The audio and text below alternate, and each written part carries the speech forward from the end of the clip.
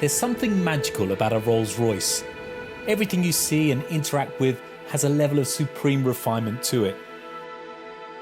It's not like a normal car, it's the epitome of luxury motoring with untouched attention to detail and class. And this, the all-new, all-wheel drive Rolls-Royce Ghost, is apparently a car for all seasons. We wanted to put that to the test, so we've come here, to Scotland. With its erratic weather and unforgiving landscape, it's the perfect place to challenge any car worth its salt.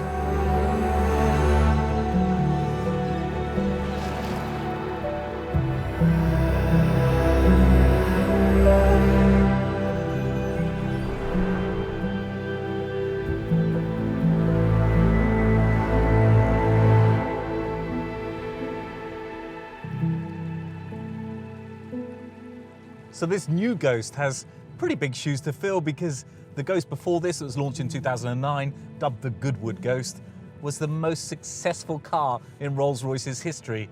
And they've got a long history that spans over 117 years. So it's fair to say there are some fairly high expectations for this new iteration. Rolls-Royce wanted a car that their customers could use even more, a car even more refined to be driven in and even more enjoyable to drive. To help achieve this challenge, the engineers at Goodwood rejected using the pre-existing platform, and they've built this new Ghost with a bespoke aluminium space frame architecture, which is also used across Phantom and Cullinan. And of course there are other changes too. Whereas the previous Ghost was rear-wheel drive, this is the first Rolls-Royce saloon in history to send its power to both the front wheels and the rear wheels, inheriting a lot of the all-wheel drive system that was originally developed for Cullinan. And I think today, with this weather, it's probably going to come in handy.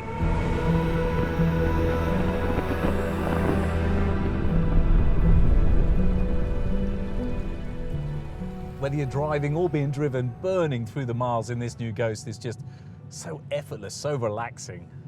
And it's so quiet too. It's so quiet. The soundproofing in this car, there's over 100 kilograms throughout the whole car. And in fact, when they were doing the original testing of the car, they thought it was a little bit too quiet. They thought you had too much of a disconnect from the movement of the car and the actual noise of the car, so they've actually manufactured a bit more noise into the car as well. But in terms of manufactured noise, it doesn't get much better than a stereo.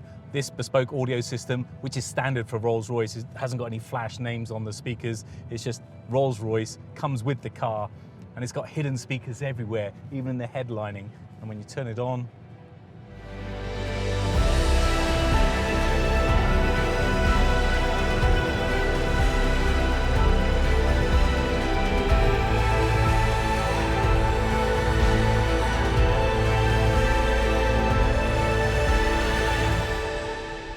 truly incredible. You're literally surrounded by sound. And you know what? As nice as it would be sitting in the back, being driven, with your massaging seats, your motorized picnic tables with your entertainment system, with your champagne coolers with temperature settings for both regular and vintage champagnes, this car's actually a pretty good car to drive.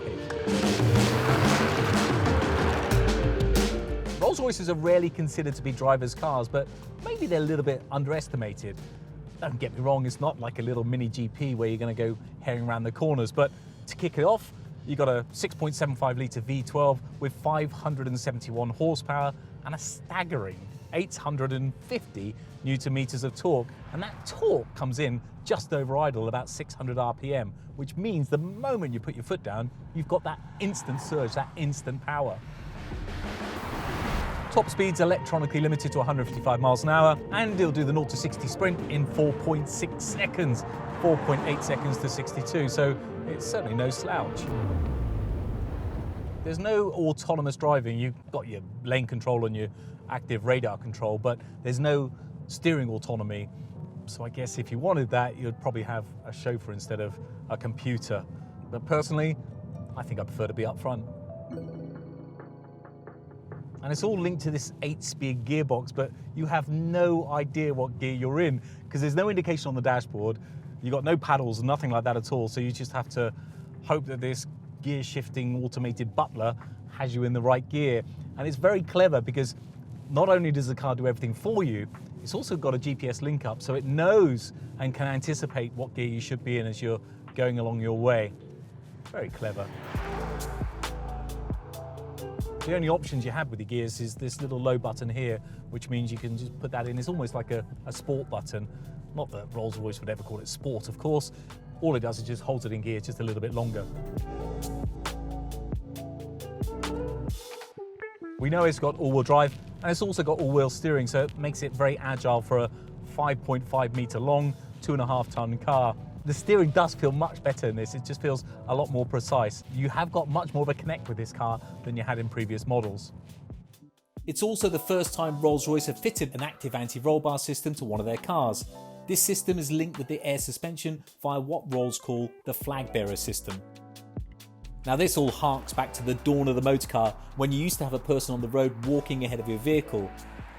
But now it uses cameras mounted in the windscreen to read the road ahead and to scan for any changes in the surface to prepare the air suspension and anti-roll system accordingly. So sir, or indeed madam, could sip on their vintage champagne in the back of the car and never spill a drop. And that's lucky, because you wouldn't want to spill anything on this finish. It's beautiful inside. The leather, the organ stops, the illuminated fascia with a Ghost nameplate surrounded by more than 850 stars. And talking of stars, of course, you've got the Starlight roof lining, which is such a great option. I would never, ever spec my Rolls-Royce with a sunroof. The only sunroof I'd ever get in a Rolls-Royce would be a Dawn. And now with the Starlight roof lining, they can do all sorts of bespoke patterns and you can get shooting stars and all sorts. But it's such a lovely feature, so synonymous with Rolls-Royce. As well as the fact there's no real haptic feedback touchscreens. This is a conscious decision from Rolls. They feel that dials and switches are more reassuring, so everything you interact with is a tactile delight. They're so right, and long may this continue. And it's not just the inside of the car that looks good. It's fair to say this new Ghost, all £250,000 of it, is a little different to those that have come before it. Previous cars have been imposing and ostentatious. Rolls described this car as post-opulent. Probably the most understated Rolls-Royce ever. Still got the Pantheon grille at the front, but nowhere near as big as the likes of the Cullinan and Phantom. Leading on the way is, of course, the Flying Lady at the front. It's a really elegant design. It's quite aggressive, but it's really understated, incredibly understated design. The trademark coach line, this one looks really good. Beautiful contrast against its sapphire blue. And this is hand-painted by one man all the way across. Crikey, nerves of steel, that guy. Rear opening doors, and of course, your umbrella, should it be raining, but more chance of snow than rain here. And of course now, with Rolls-Royce, just click your finger on the button, and it closes effortlessly like that. And then this roof, this big C-pillar all the way back to the rear, is one big piece of aluminium. It's had to be welded on by 4 people simultaneously. And there's no shut line. It's very, very clever. And you've got no gutter or anything. You've just got this channel above the door to stop the occupants getting wet if you open the door. And apparently this is 4 millimeters in diameter, which is the exact width of a raindrop. Not quite sure who measures these things. And as filthy dirty as this car is, I'm not embarrassed to show you it, because this is a car for every day. It's not a garage queen. It doesn't have to be immaculately clean all the time. The car's being used, the car's being driven, which is what it's there for, what it's about. You should be enjoying your car and you should be using your car.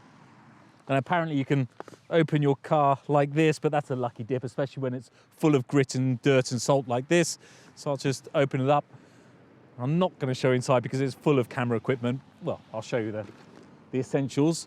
But it's 500 litres. It is absolutely huge in there. There's enough room for golf clubs and pushchairs and whatever you desire to put in there. It's absolutely massive. It's definitely more contemporary and less imposing than previous Ghosts before it, but it's still got that amazing attention to detail. In fact, everywhere you look, everything you touch, it's just engineered to perfection. And around the front, the Pantheon grille is illuminated for the first time ever. It's still out there to be the best car in the world, but this car is going about it a little bit more subtly.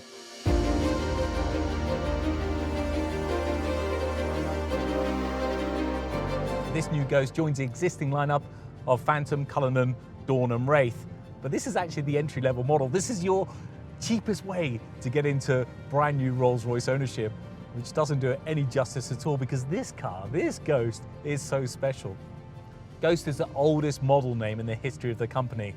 The first all-new car to be made under the name Rolls-Royce was the Silver Ghost in 1906.